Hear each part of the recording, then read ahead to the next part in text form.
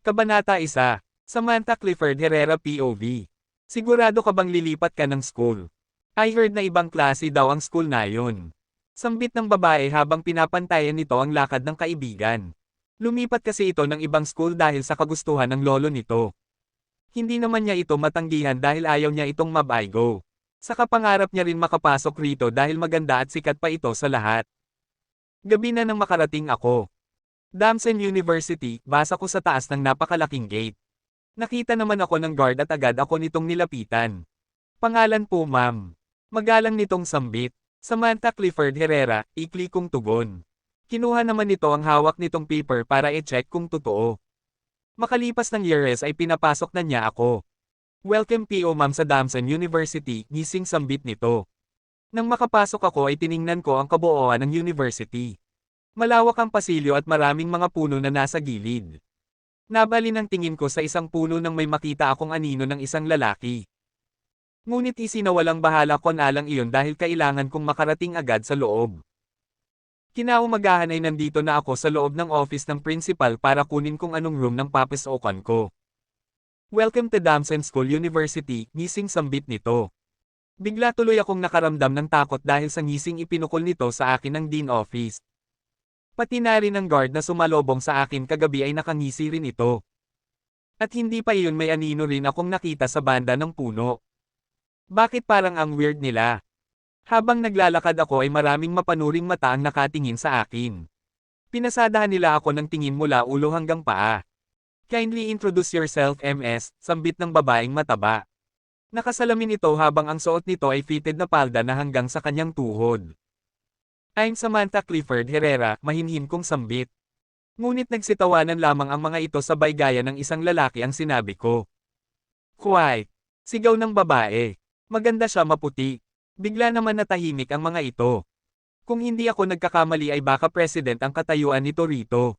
Or baka kasama siya sa mga officer.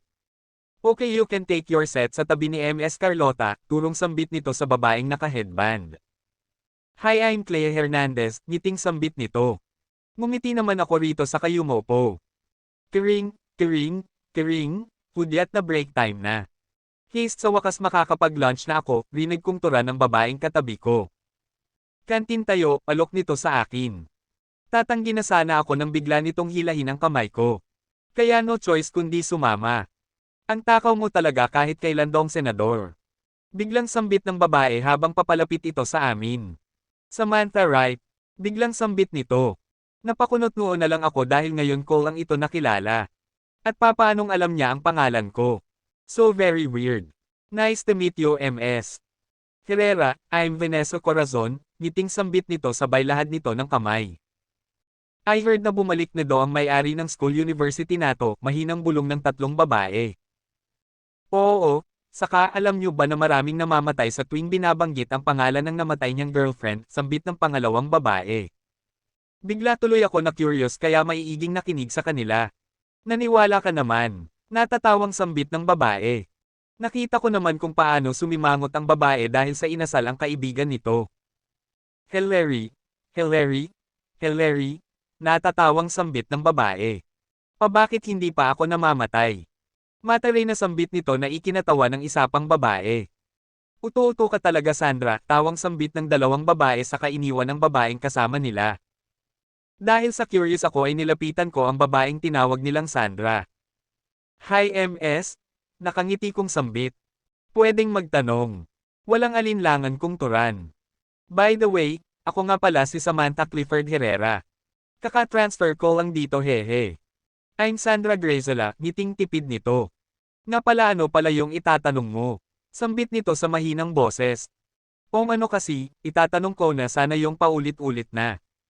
I'm sorry kailangan ko nang umuwi kasi gumagabi na hehe, putol nitong sambit sa kaagad umalis.